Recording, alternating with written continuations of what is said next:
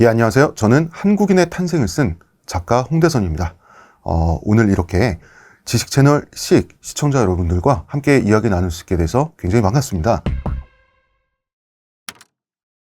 한국인은 시기 질투가 많죠. 사촌이 땅을 사면 배가 아프잖아요. 내가 소나타를 타다가 그랜저로 신차를 바꾸고 동창회에 나갔는데 옆에 벤츠가 딱 주차를 하는데 동창이 내리네? 기분 나쁘잖아요. 순순히 축하해줄 수 없는 민족이 우리 민족이에요. 왜 그러냐면 과거의 농경사회에서 이웃보다 못 산다고 하는 것은, 이웃과의 경쟁에서 패배한다고 하는 것은 사실 굶어 죽는 거다는 걸 뜻해요. 우리는 너무나 척박한 환경에서 살아왔기 때문에. 그런데 쌀농사에는 기묘한 특징이 있어요. 쌀농사 짓기 그 어느 국가들보다 우리가 제일 불리해요. 쌀 생산이 제일 안 돼요. 힘도 오지게 들어가요. 엄청 힘들어요. 진짜. 한반도는 쌀농사 짓기 가장 고통스러운 곳이에요. 소출도 적어. 그런데 왜 쌀농사에 올인했을까요? 그래서 쌀농사에 올인한 거예요. 무슨 말이냐면 쌀은 모든 작물 중에서 단위 면적당 인구 부양력이 가장 높아요. 같은 넓이의 농경지에서 가장 많은 사람을 먹여 살릴 수 있는 작물이 바로 쌀이에요. 그런데 그 대신 대가가 있어요. 세상에 공짜가 없습니다. 그 대가는 뭐냐면 가장 노동집약적이에요. 들어가는 품이 어마어마해요. 사람이 고생을 엄청나게 많이 해야 되는 게 쌀농사예요. 그렇기 때문에 쌀은 집단 노동을 하지 않고는 수확할 수 없어요. 집단 노동 뭡니까? 우리 흑백 필름 뭐 이런 거 봐도 기록 사진으로 남아있잖아요. 품앗이 집단 노동을 합니다. 나는 남의 논에서, 남은 내 논에서 집단 노동을 서로 해줘야 아무도 굶어 죽지 않고 다 같이 살아남을 수가 있어요. 그래서 남들보다 한편으로는 잘 먹고 잘 살기 위해서 경쟁해야 되는 사이인데, 이 사람들을 끝까지 증오하거나 이 사람들이 죽기를 바랄 수는 없어요. 왜 그럴까요? 같이 일해줘야 되기 때문이에요. 즉 우리나라에서는 이런 말이 통해요. 인구를 보존해야 인구를 보존한다. 이상한 말이지만 이웃들이 죽지 않고 어느 정도 살아남아 있어 줘야 나도 살 수 있는 거예요. 인구를 보존해야 인구를 보존합니다. 노동력이 확보돼 있어야 그 노동력이 집단적으로 논에 투입돼서 쌀을 생산해서 그 쌀을 먹고 인구가 보존되는 겁니다. 이럴 때 재난 상황, 전쟁 상황, 집단적인 위기 상황에서는 모두가 다 같이 살아야 되기 때문에 이때는 고도의 결집력을 발휘해야 되는 거예요. 그래서 우리나라 사람들이 고도의 결집력을 발휘한 사례는 굉장히 많아요. IMF 때 금모으기 운동, 어느 나라의 4분의 1에 해당하는 국민이 국가를 위해서 귀한 재물을 국가에 바칩니까? 이건 외국에서 아예 일어날 수 없는, 어떻게 보면 기괴한 일이에요. 그 다음에 태안 기름 유출 사고 때 그거 사실은 100년이 지나도 못한다 그랬어요. 최소 50년 동안 서해안은 작살났다라고 했었단 말이에요. 한국의 서해안은 영원히 끝났다라는 말도 있었어요. 그런데 그거 청정 바다로 되돌리는데 3년밖에 안 걸렸어요. 왜 그랬을까요? 전국에서 자원봉사자들이 몰려들어서 그 기름 묻은 돌멩이 하나하나를 손으로 다 닦아줬어요. 그래서 3년 만에 극복을 해서 자연 상태가 되돌아왔어요. 생태계가 되돌아왔어요. 그 다음에 코로나19, 코로나 시국에서 우리나라 사람들만큼 정부에 협조적이고 일사불란하게 움직여준 국민들이 또 어디 있습니까? 그렇게 일사불란하게 움직여줄 수도 없는 거예요. 심지어 우리는 혁명을 할 때도 굉장히 잘해요. 박근혜 대통령 퇴진 운동을 했을 때 광화문 광장 앞이 그 수많은 인파 100만 명, 200만 명이 몰렸는데도 얼마나 질서정연했어요. 2002년 월드컵에서 길거리 응원했을 때 얼마나 질서정연했어요. 그러니까 집단적인 상황, 커다란 과제를 수행해야만 하는 상황, 위기 상황, 재난 상황, 전쟁 상황에서 한국인들은 고도로 결집합니다. 고도로 결집해서 굉장히 이타적이고 질서 있는 모습으로 서로 헌신해요. 그리고 그 상황이 끝나잖아요. 그 상황이 끝나면 다시 사촌이 땅을 사면 배가 아픈 시기 질투하는 그 옹졸한 인간들로 바박 되돌아갑니다. 갑자기 뿔뿔이 흩어져요. 그러다가 또 재난 상황, 결집이 필요한 상황이 왔을 때는 확 결집해요. 이런 특이한 민족성을 가진 나라는 우리나라밖에 없어요. 정말 독보적이에요. 이게 얼마나 독특한 민족성인지 우리 스스로 간과하는 경향이 있어요. 우리가 사실 도로에서 다른 운전자한테 친절한 나라인가요? 우리나라 사람들이? 절대 그렇지 않거든요. 그런데 트럭이 옆으로 쓰러져서 그 안에 있는 온갖 과일들이 다 쏟아진 상황은 그 트럭 운전자 입장에선 굉장히 커다란 재난 상황이죠. 어떤 사람이 어려움을 겪을 때 그게 선을 넘어가면 한국인들은 갑자기 천사가 돼요. 재난 상황에 결집해주는 거예요. 이타적이고 헌신적인 사람이 되는 거죠. 그리고 그 트럭을 이렇게 세워주고 과일을 다 담아줬어요. 그럼 다시 트럭이 출발했어요. 그럼 재난 상황이 끝났죠. 그럼 그때부터 다시 경적 울리면서 야 창문 내려! 다 이런 사람들로 돌아가는 거예요. 그래서 이타적인 한국인과 이기적인 한국인이 다른 사람이 아니라 상황에 따라서 스위치가 켜졌다 꺼지는 거예요. 결집과 협동과 헌신의 스위치가 켜졌다가 꺼져요. 물론 꺼져 있는 순간이 훨씬 많죠. IMF, 코로나 시국 이럴 때는 특수한 순간이니까. 그러나 켜졌을 때는 제대로 해요. 굉장히 특이한 민족입니다. 그러니까 그 이유에 대해서 지금 이 자리에서 다 말할 수는 없지만 한국인의 탄생이라는 책에서 전쟁과 평화라고 해서 전시의 한국인과 평시의 한국인을 비교하면서 상세히 제가 썼으니까 관심 있는 분들 책 사서 읽어보세요. 식단이 민족의 외모를 결정한다는 매우 당연합니다. 실제 그런 사례는 많아요. 예를 들어서 마크 헌트, 옛날에 그 종합교 투기하던 무서운 아저씨, 맷집 엄청 좋은 아저씨 있잖아요. 사모아인이죠. 그리고 이제 그 사모아인은 마오리족의 친척인데, 이 사람들은 이제 폴리네시아 인종이라 그래요. 해양 민족이라고 하는데, 이 폴리네시아 인종은 오스트로네시아라고 하는 인종 집단의 분파예요. 여기서 나왔습니다. 그런데 이 오스트로네시아이라고 하는 것은 중국 남부, 요즘 용어로는 소수민족들이 대만으로 건너가서 대만의 원주민이 됩니다. 그리고 이 대만 원주민이 태평양의 섬들에 살고 있는 폴리네시아 인종의 조상들이에요. 그래서 그 덩치가 장대하고 싸움 잘하고 그 무서운 아저씨들, 이 마오리족, 사모안, 이런 사람들은 유전적으로 대만 원주민과 같은 사람들이에요. 그런데 덩치 차이는 어마어마합니다. 힘의 차이도 어마어마해요. 왜 그런 일이 벌어졌을까요? 수천 년 동안 이 폴리네시아인들은 바닷가의 전복을 멸종시켰어요. 그러면서 이 전복의 단백질에 의해서 키가 장대해진 거예요. 몸이 장대해지고 그 맷집과 힘이 엄청난 사람들이 되거든요. 이렇게 식단은 사람들의 외모를 바꿔요. 그런데 마오리족 같은 경우는 나중에는 전복이 사라지고 나서 전쟁을 일으켜서 패배한 부족의 인육을 먹는 식인 문화가 생겨나게 됩니다. 전복을 통해서 덩치는 커졌는데 전복이 사라지니까 이 덩치를 유지할 단백질이 없는 거예요. 그러니까 인육이라도 먹어야 했던 거죠. 물론 지금은 인육 대신 스팸을 먹으면서 평화롭게 덩치를 유지하고 있습니다. 또 다른 예도 있어요. 여러분들 로빈 후드를 보면 로빈 후드는 도적대의 수장이죠. 그런데 로빈 후드는 어디에 삽니까? 숲속에서 살아요. 숲속에서 산다는 게 바로 반역자란 뜻이에요. 왜 그럴까요? 숲이라고 하는 것은 영주들, 귀족들, 그리고 왕족, 왕의 사유지이기 때문이에요.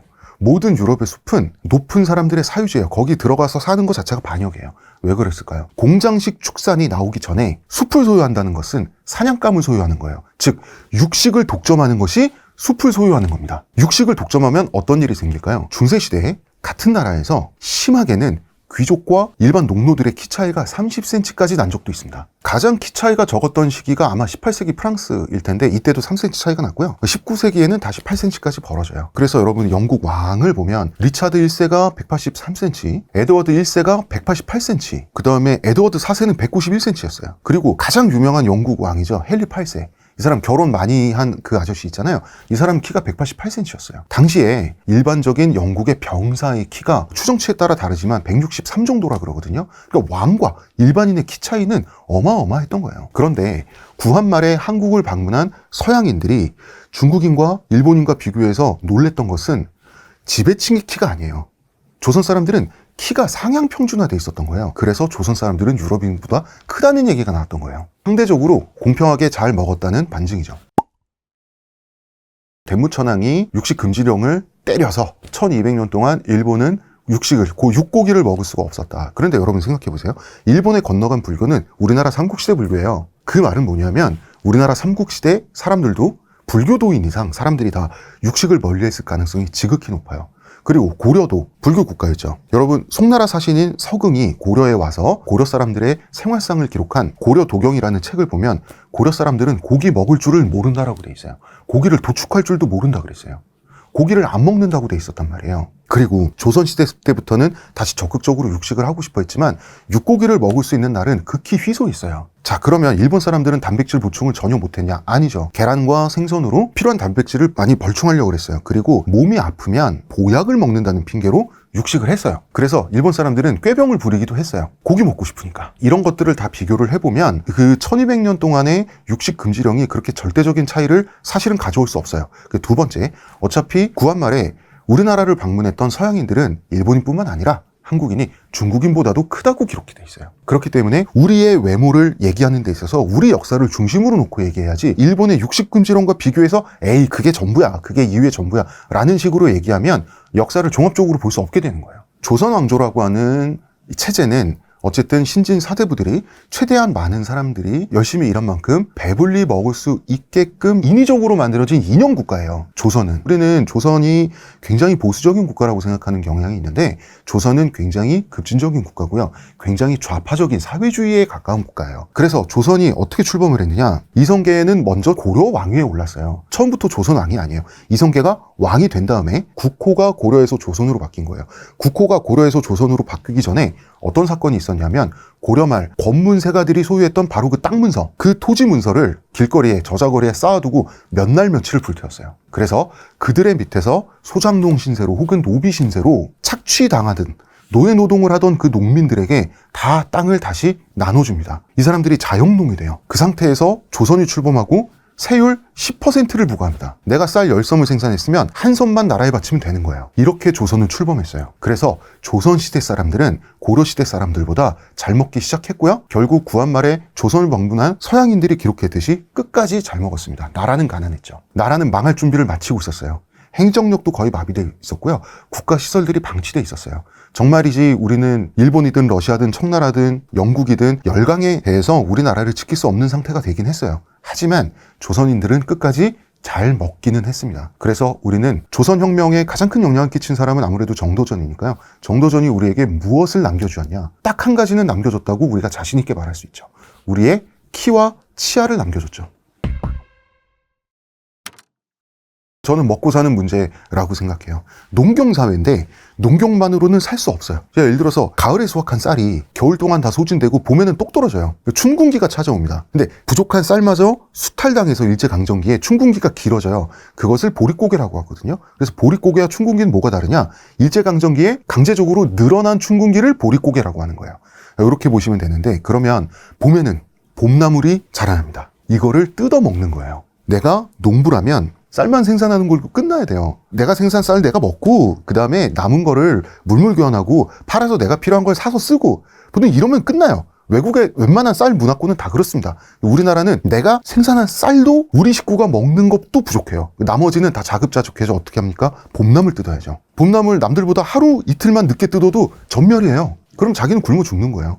봄나물조차 뜯어먹을 수 없게 되면 초근 목피라도 구해서 먹는 거죠. 목피는 소나무 껍질의 안쪽을 이제 벗겨 먹는 거예요. 풀뿌리라고 하는 것은 민들레 뿌리, 그 다음에 더덕, 도라지, 돼지감자, 칡 이런 것들. 그 다음에 담벼락에 호박 넝쿨 키워야 되고요. 오이 넝쿨 키워야 되고요. 옛날에는 조선시대에는 오이가 사치제였어요. 정말 부유한 사람들만 먹을 수 있는 게 오이예요. 왜냐하면 한정된 땅에서, 한정된 담벼락에서, 한정된 초가 지붕에서 호박을 키우면 칼로리가 있는데 오이는 칼로리가 없잖아요. 오이는 이온 음료보다도 칼로리가 없어요. 그래서 오이는 귀족들만 먹는 거였어요. 한치에 남는 땅, 심지어 땅이 아니라 담벼락의 면, 그 다음에 초가 지붕의 그 공간마저도 우리는 다 활용을 악착같이 할 수밖에 없었다는 얘기입니다. 논을 둘러서는 콩 심어야 되고요. 밭 따로 있고요. 또 텃밭 따로 있고요. 이런 식이라는 거죠. 그것을 다 갖고 와야 돼요.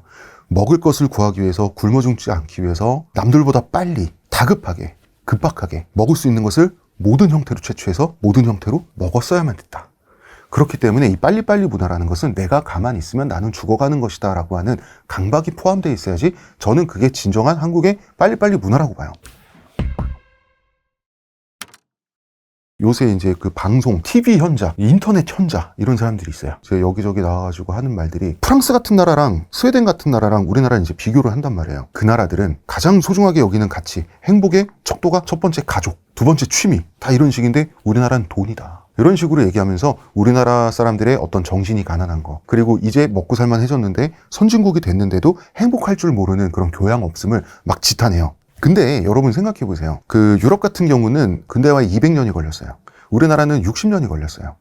200년이 걸린 나라와 60년이 걸린 나라는 다른 나라예요. 다를 수밖에 없어요. 조건이 다른데 같은 결과가 나올 수가 없는 거예요. 그리고 우리나라 가장들이 행복의 1번 척도는 돈이에요 라고 했을 때 가족들보다 난 돈이 소중해 이게 아니잖아요. 우리 가족들 잘 먹여 살리려면, 처자식 어디 가서 무시받지 않으려면, 우리 아들, 우리 딸 공부시켜서 그래도 중산층 만들어 주려면 내가 돈 벌어야지. 다 그런 가족에 대한 사랑 때문에 도구적으로 돈을 벌지. 지금 가장 급한 건 돈이야. 지금 돈을 버는 게 가족을 더 사랑하는 거야. 이런 차원에서 돈을 1순위에 놓지. 무슨 뭐 한국 사람들이 완전 돈에 미친 무슨 스크루지 같은 사람들이라서 그런 게 아니잖아요. 그걸 그런 식으로 이 통계 앙케이트 결과만 보고 그런 식으로 곡해하면 안 된다고 생각하고요. 가장 중요한 것은 바로 이겁니다. 왜 우리는 선진국이 됐는데도 불행한가? 선진국이 됐는데도 이렇게 빨리빨리 열심히 노력해야 된다, 뭐 해야 된다, 뭐 해야 된다, 가만히 있으면 안 된다는 강박에 시달리는가? 순서 거꾸로 아니에요? 우리는 쉽게 불행을 느끼고 쉽게 불안하고 한시도 가만히 있으면 안 되는, 바쁘게 무언가를 해야 되고 내 자신을 채찍질해야 되고 내 자신을 자학적으로 다뤄서 더 많은 일을 해야 되고 더 많은 공부를 해야 되고 그런 기질이기 때문에 선진국이 빨리 된 거 아니에요? 순서가 바뀌어야 되지 않습니까? 당연하죠. 이거에 대해서는 사람들이 잘 생각을 안 하는 것 같아요.